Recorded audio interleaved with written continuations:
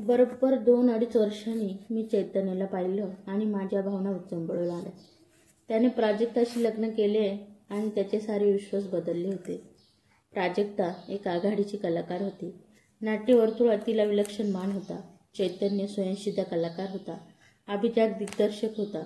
नितीनच्या नाटकाच्या शुभारंभाच्या प्रयोगाला तो मला भेटला. माझ्याशी आपुलकीने बोलला.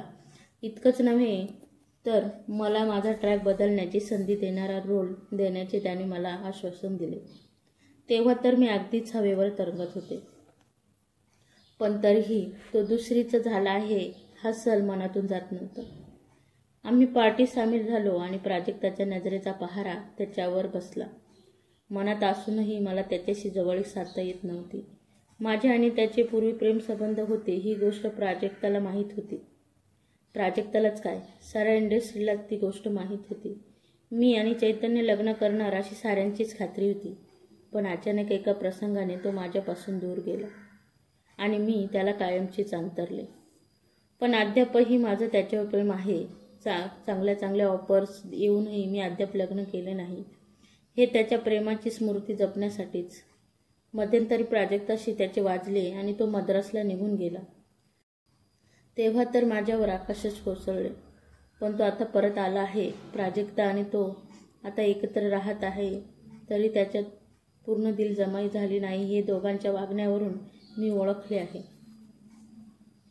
परिस्थितीच्या दडपणाखाली एकत्र ते आले आहेत. तो माझ्याशी सहानुभूतीने वागतो. त्याचा स्वभाव म्हणून की अद्यापही त्याला माझ्याविषयी आकर्षण आहे. अद्यापही त्याच्या मनात माझ्याविषयी मृदू भावना आहेत याचा मला उलगडा होत नाही. पार्टीत मी त्याला गाठण्याची संधी शोधत होते. पण मला तशी संधी सापडत नव्हती. प्राजक्ता त्याला सोडून जायला तयार नव्हती. कदाचित माझ्या तेथील उपस्थितीने ती बिथरली असावी. त्यात सोनलही पार्टीला आले आहे. त्या सोनलवरूनच त्यांचे फाटले होते. पण सोनल काय किंवा मी काय, आम्ही तिला प्रतिस्पर्धी कधीच नव्हतो. तिने नाट्यसृष्टीतले स्थानच इतके भक्कम आहे की आम्ही तिची कधीच बरोबरी करू शकणार नव्हतो. एक वेळ सोनल तशी ईर्ष्या बाळगू शकणार होती. पण मी हॉट नाटकाची आणि अनभिषिक्त सम्राज्ञी म्हणून माझ्यावर ठसा उमटला होता. हा ठसा पुसण्याची मी पराकाष्ठा केली होती. पण मी सोबत नाटकही तितक्याच ताकदीने पेलू शकेल अशी कुणाची खात्री नव्हती. कुणीच मला तशी संधी द्यायला तयार नव्हतं. घरच्या परिस्थितीमुळे हॉट नाटकांना नकार देऊन आपली वाट बदलण्याचा मी विचार करू शकत नव्हते. कारण नाटक हेच माझं उपजीविकेचं एकमेव साधन होतं. परिस्थितीच्या चक्रात मी पुरते अडकले होते. असहाय झाले होते. चैतन्याने हात दिला तर मी या चक्रातून बाहेर पडणार होते. अचानक एका कोपऱ्यात चैतन्य एकटाच बसलेला मला आढळला. मी ताबडतोब ती संधी साधली. त्याच्याजवळ गेले. ये, तो प्रसन्न मुद्रेने म्हणाला. तुझी बायको दिसत नाही? मी विचारले. ती पराक्षी बोलते आहे, तो म्हणाला. तू मला रोल देणार आहेस हे तिला फारसे आवडलेले दिसत नाही. मी त्याच्या शेजारच्या खुर्चीवर बसत म्हणाले. तो हुंकारला. मला एकदमच अवघड वाटू लागलं. तो मनातून दुःखी होता. पण मी त्याच्यासाठी काहीच करू शकत नव्हते आणि तेच सर्वात मोठं दुःख होतं. हे बघ चितू, मला रोल देण्याने तुमच्यात वितुष्ट वाढणार असेल तर मला रोल दिला नाहीच तरी चालेल. मी म्हणाले. माझ्या सुखापेक्षा तुझं सुख अधिक महत्त्वाचं आहे.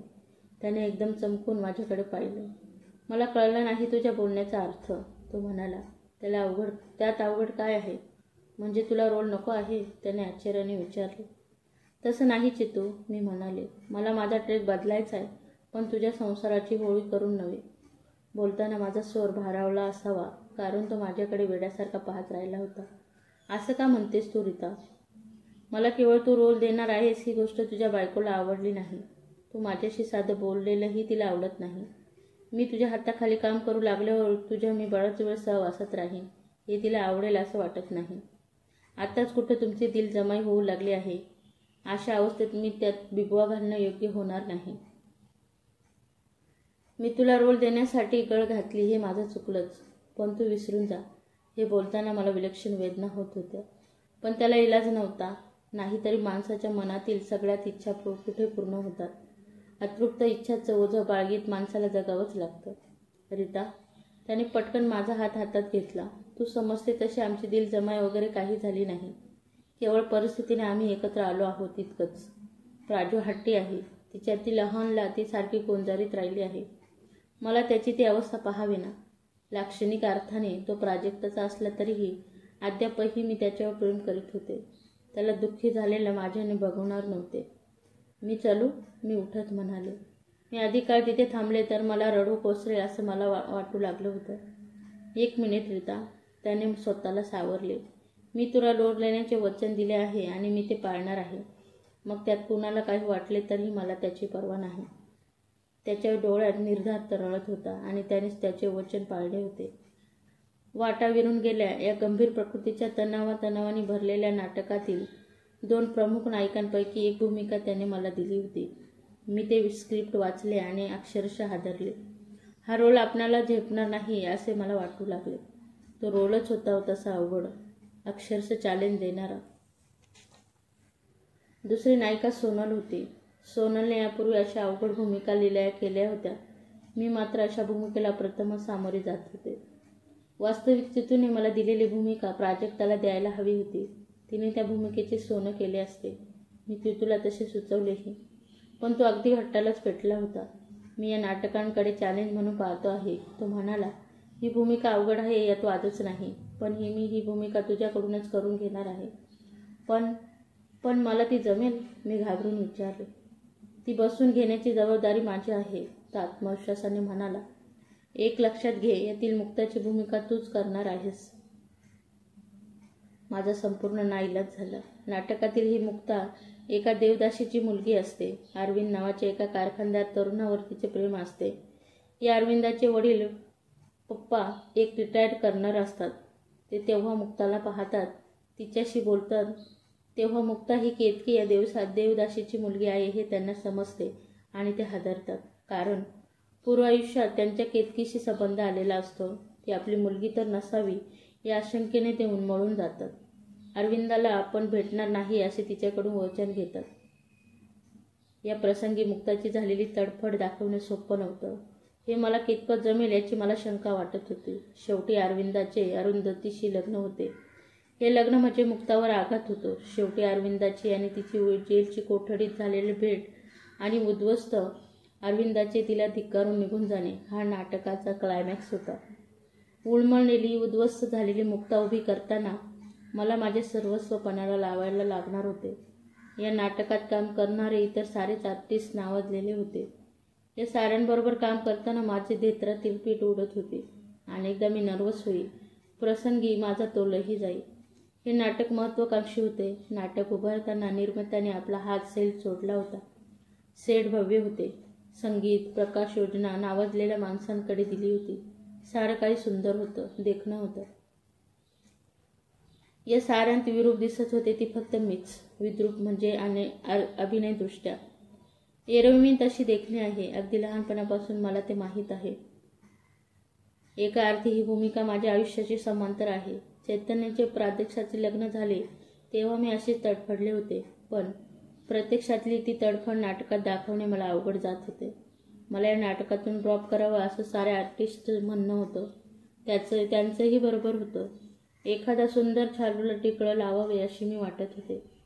एवढे देखणे नाटक केवळ माझ्यामुळे पडू नये अशी साऱ्यांची इच्छा होती आणि ती रास्तही होती.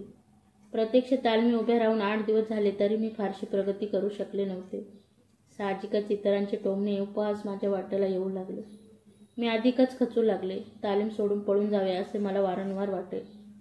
पण चैतन्याचा दरारा असा होता की तसं करणं शक्यच नव्हतं आणि शेवटी चैतन्याने त्यातून मार्ग काढला. तालीम संपल्यावर तो माझी एकटीची रिहर्सल घेऊ लागला. हे बघ ऋतू, सारे गेल्यावर तो म्हणाला, मी तुला हा रोल चॅलेंज म्हणून दिला आहे. हा रोल दिल्याबद्दल आज मला सारेजण नावं ठेवीत आहेत. तुला काढून टाकण्यासाठी आग्रह धरीत आहेत. त्याचे बोलणे ऐकून मला रडू येऊ लागले. नकळत पापण्यांतून अश्रू तरळले. पण मी तसं करणार नाही, तो निश्चयी स्वरात म्हणाला. मी तुझ्यासाठी जास्त मेहनत घेणार आहे. त्यासाठी सारे निघून गेल्यावर मी तुला थांबवले आहे. आता तू एकटीच आहेस आणि एकटीच असल्यामुळे समोरच्यांचं दडपण तुझ्यावर येणार नाही. मला माहीत आहे. अशा रोलमध्ये तू नवखी आहेस. इतरांच्या उपवासाच्या कटाक्षांमुळे तू नर्वस होतेस. तुझ्या हातून चुका होतात. पण खरं सांगायचं तर तू काही वाईट अभिनय करत नाहीस. पण तुला एक प्रकारच्या न्यूनगंडाने पछाडले आहे. तो तू प्रथम काढून टाक. एक लक्षात घे की तू एक चांगली अभिनेत्री आहेस, पण आत्मविश्वास गमावल्यामुळे तू चुका करीत आहेस. आणि दुसरी महत्त्वाची गोष्ट म्हणजे तुला ड्रॉप करावं लागलं तर तो माझा पराभव ठरेल. त्याच्या त्या शेवटच्या वाक्याने माझी ईर्ष्या जागी झाली. माझ्यामुळे चैतन्याला मान खाली घालावी लागलेली मला आवडणार नव्हते. नाही चितू, मी आवेशाने म्हणाले, मी तुला मान खाली घालवायला लावणार नाही. वाटेल तेवढी मेहनत घ्यायची माझी तयारी आहे. तू सांगशील तितका वेळ मी न कुरकुरता मेहनत घेईन. शाब्बास, तो म्हणाला. माझी तुझ्याकडून हीच अपेक्षा होती. चल आपण सुरुवात करू. आणि मग माझी एकटीचीच तालीम सुरू झाली. 4-4 तास मेहनत घेऊन तो माझ्याकडून सीन घडवून घेऊ लागला. त्याचा सुपर परिणामही लगेच दिसू येऊ लागला. आदल्या दिवशीची घडविलेली तीच सीन तो दुसऱ्या दिवशी तालमीत घेत होता. माझी ती प्रगती पाहून इतरांच्या कपाळावरल्या आठ्या कमी होऊ लागल्या. माझाही आत्मविश्वास आता वाढू लागला. पप्पाच्या भेटीनंतरचा माझा अभिनय पाहून तर सोनल उत्स्फूर्तपणे ओरडली. सुपर्ब! चैतन्याला त्याच्या श्रमाचे सार्थक झाल्यासारखे वाटू लागले. त्याच्या चेहऱ्यावरचे ते प्रसन्न भाव पाहून मला बरं वाटत होतं. माझ्या दृष्टीने माझ्या स्वतःच्या यशापेक्षा चितूचे यश मला अधिक महत्त्वाचे होते आणि त्यासाठीच मी काळ वेळ न पाहता तालीम देत होते. त्याचे सार्थक झाले होते. आमचं नाटक यशस्वी होणार यात कुणाला शंका राहिली नव्हती. आमची अभिनयाची जुगलबंदी चांगलीच रंगत होती. अधूनमधून तालीम पाहायला येणारे नाट्यसृष्टीतले ढुढाचारही माझी ही प्रगती पाहून अवाक झाले होते. माझ्यासारख्या मोठ कलावतीकडून आपल्याला हवा तो अभिनय काढून घेणाऱ्या चैतन्याच्या दिग्दर्शनाची मुक्त कंठाने स्तुती करीत होते. मी अक्षरशः सुखात डुंबत होते. बाहेर या नाटकाची प्रचंड हवा पसरली. एक दर्जेदार अभिनयाची उत्तुंग पातळी गाठणारे नाटक म्हणून प्रयोगाच्या आधीच प्रयोगाची जाहिरात झाली. सोबत नाटकातील बड्या कलावंतांच्या यादीत माझे नाव पाहून कित्येकांना आश्चर्याचा धक्का बसला. मी या नाटकात कशी याचे त्यांना कुतूहल होते. चैतन्याची तारीफ करावी तेवढी थोडीच. तालीम करताना आम्ही दोघेच असलो तरी त्याने एकदाही माझ्याशी अतिप्रसंग केला नव्हता आणि तरीही व्हायचा तो गैरसमज झालाच. त्या दिवशी नाटकातील क्लायमॅक्सवर चैतन्याने आखरचा हात फिरवला.